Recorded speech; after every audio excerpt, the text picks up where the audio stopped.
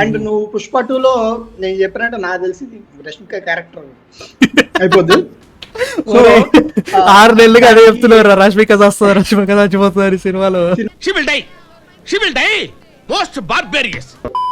వీళ్ళు ఏం కుక్ చేస్తున్నారంట పుష్ప 2తో 3 years తీసుకున్నారు స్క్రిప్టింగ్ కి. I'm thinking they went international. It's not about Andhra anymore. ఒక చిత్తూరు డిస్టిక్ చిన్న చిన్నవి కాదు. నాకేమనిపిస్తుంది తెలుసా, సునీల్ ఉన్నాడుగా మంగళం సీను క్యారెక్టర్, ఆర్ భగవంత్ ఏంటా పేరు, బన్వంత్ సింగ్ షెకావత్ అనే పేరు కరెక్ట్ గుర్తుకొస్తుంది నాకు.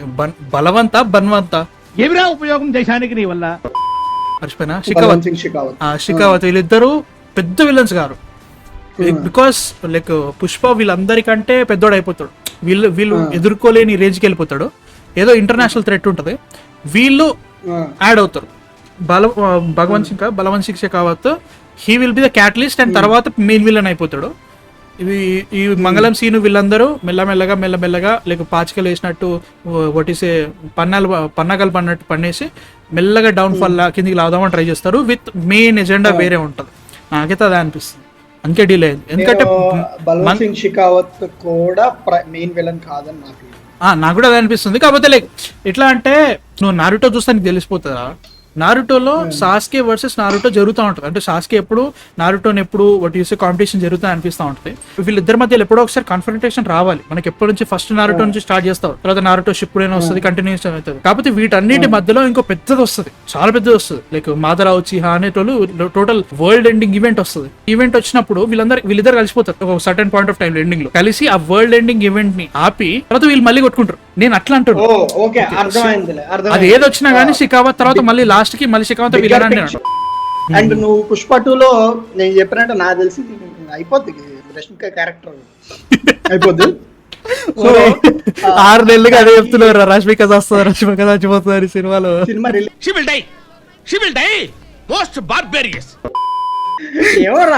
నాకు ఎందుకో కొడుతుంది. Super question Srikar. పుష్పకి థర్డ్ పార్ట్ అవసరమా, అది సెకండ్ పార్ట్ చెప్తుంది. బట్ రైట్ నౌ నన్ను అడిగితే Pushpa as a whole second part కూడా అవసరం లేకుండా, if they wanted to show the rise and everything even fall also చేయగలిగారు. ఆల్రెడీ మనము పాత లైవ్ లో మాట్లాడుకున్నాం, అది it was suppose to single movie. తర్వాత కోవిడ్ టైమ్ లో బడ్జెట్ ఇష్యూస్ వల్ల బడ్జెట్ మొత్తం కట్ అయ్యేసరికి వీళ్ళు ఒక ఐడియా తీసుకొచ్చి దాన్ని 2 పార్ట్స్ చేద్దాం, in case first part works we can go beyond second part అనే ఐడియాలోనే వెళ్ళారు. 2021 1 year అయిపోయిందా, 2020 నుంచి 2024 ఇట్స్ బిన్ 4 years. ఇంకా పుష్పాల్లోనే ఉన్నాం మనం. సినిమా ఇంకా రిలీజ్ కాలే. ఐ వాంట్ అదర్ సినిమాలు, ఇంకా నాకు వద్దు, ఇంకా పుష్ప వద్దు, ఇంకా అయిపోయింది. ఇప్పుడు ప్రతి సినిమా 2 పార్ట్లు వచ్చిన వాళ్ళందరూ 4 ఏళ్ళు లాగి అయిపోయింది బ్రో. అట్లా సిచ్యువేషన్ అయిపోయింది. Baahubali did it, KGF did it, చాలు ఇంకా. ఎందుకంటే అవి అప్పుడు normally long amount of things. Even Yash should also do another project in between చేయాల్సిందే. చేయకుండా టోటల్ KGF 2 మీనే పెట్టిండు. మళ్ళీ ఆయన సినిమా రావాలంటే 2025 వరకు వెయిట్ చేయాలి. గణపతి రాగానే అసలు మనకి నిజంగా నాకైతే ప్యాంట్ తెచ్చింది. నిజంగా చెప్తున్నారా, ప్యాంట్ చదవటం కాదు, ఇది కాన్సెప్ట్ ఏదో దగ్గరలో ఉంది. కొంచెం గట్టిగా మాట్లాడరా, ఇనవాడేసి వస్తలే నాకు అంటూ. పెద్ద స్టార్స్ లో కనీసం సంవత్సరానికి 1 సినిమాని ఇవ్వటానికి ట్రై చేస్తుంది. ప్రస్తుతానికి ప్రభాసే. పవన్ కళ్యాణ్ లాస్ట్ సినిమా ఎప్పుడు వచ్చిందిరా? 23 బ్రో.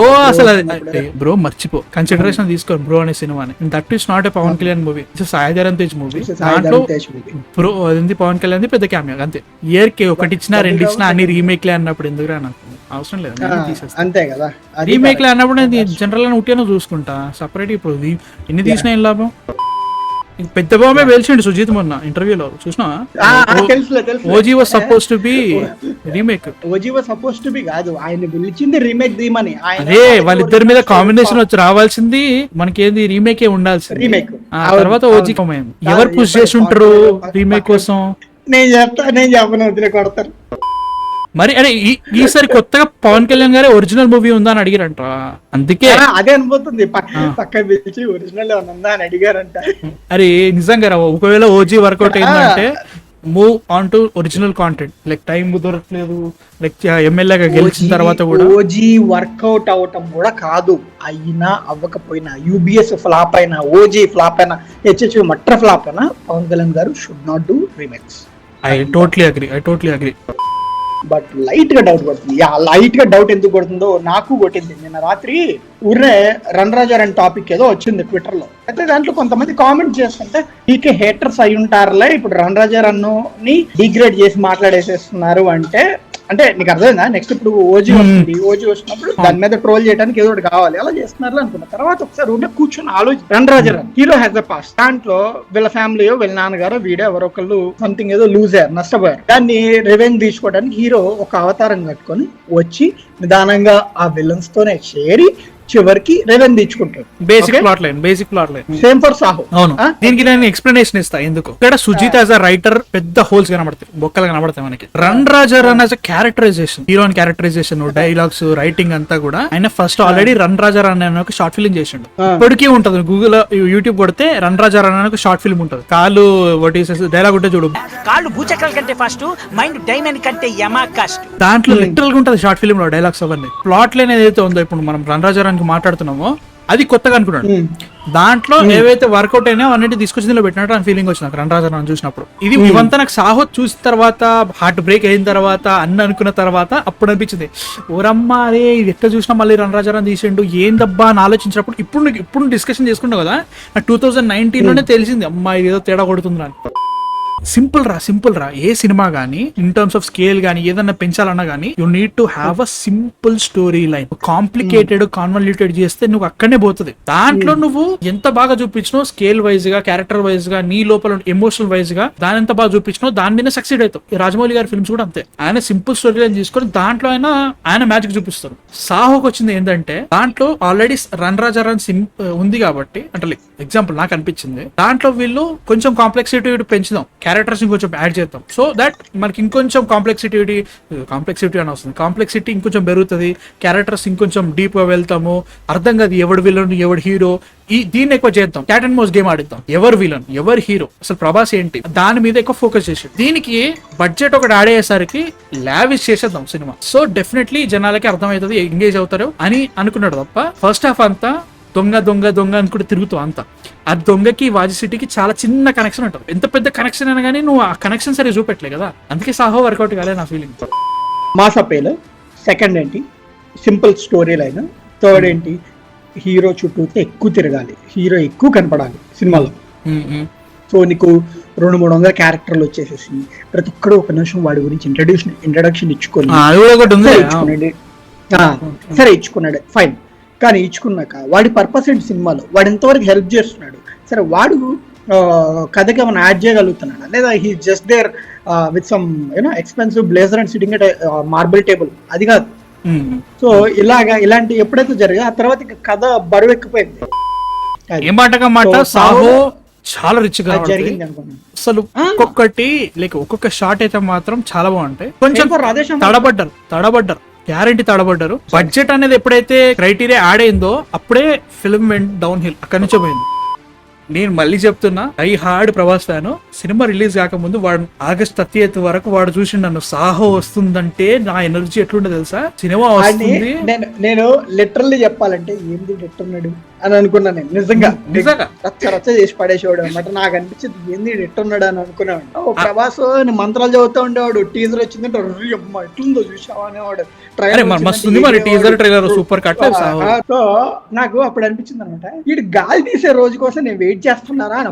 అప్పుడు ఫిక్సే, ఎప్పుడైతే సాహో సినిమా రిలీజ్ అయిందో నేను కాలేజ్ పెట్టి మరిపోయినా, వీళ్ళందరూ కాలేజ్కి వస్తే నేను ఒక్కడే లీవ్లు పెట్టి మరిపోయినా సినిమాకి. దానికంటే ముందు 3 రోజులు అసలు నిద్ర ఉందారా టికెట్ల కోసం చచ్చిపోయినా. ఈడంత ఎక్సైట్ అవుతున్నాడు, ఇప్పుడు పాపం ఈడు అనుకున్న జరగకపోతే ఈడి పరిస్థితి, ఆ ఫేస్ నేను చూడాలి అని అనుకునేవాడిని. 2 o'clock దేనంగా డోర్ ఓపెన్ చేసి వచ్చాడు. ఇప్పుడు చూడాలరా వాక్ ఆఫ్ షేమ్. మీ కష్టం పగవాడికి కూడా రాకూడదు గురుగారు. కల్కి ఇలాన్ మస్క్ రమ్మంటాడు, ఏం రాయడా, ఆబ్వియస్లీ రాడు, ట్వీట్ వేసినా చాలు లేచిపోతాయి. కాబట్టి what I'm really loving is Bujji అనే ఒక చిన్న కార్ మీద, చిన్న కార్ దున్నపోతలో ఉంది అది, ఆ కార్ కి జస్ట్ ఒక కార్ కి ఆ సినిమాలో మెయిన్ క్యారెక్టర్ కాదు, క్యారెక్టర్ అని కూడా చెప్పలేము ఎందుకంటే జస్ట్ ఒక AI type of situation. Ashwatthama కంటే ఎక్కువ బజ్ వచ్చింది. బట్ ఇంకా లాగాలి ఇవన్నీ అనుకుంటున్నాం కరెక్టే, సినిమాని ప్రమోట్ చేయాలి, పెద్ద సినిమా ఎంత చేయాలి, ఫారెన్ లో చేయాలి, ఇవన్నీ ఉన్నాయి. They are literally doing it. ఇప్పుడు డెడ్ లైన్ నుంచి ఇంటర్వ్యూ వచ్చింది, ఏది మనకి వ్రాతపూర్వకంగా దాని మనకి ఆర్టికల్ టైప్ వచ్చింది, కరెక్ట్కి రాలేదు మరి. సస్యశ్యామలం చచ్చామలం సవటం నీకు రాదులే.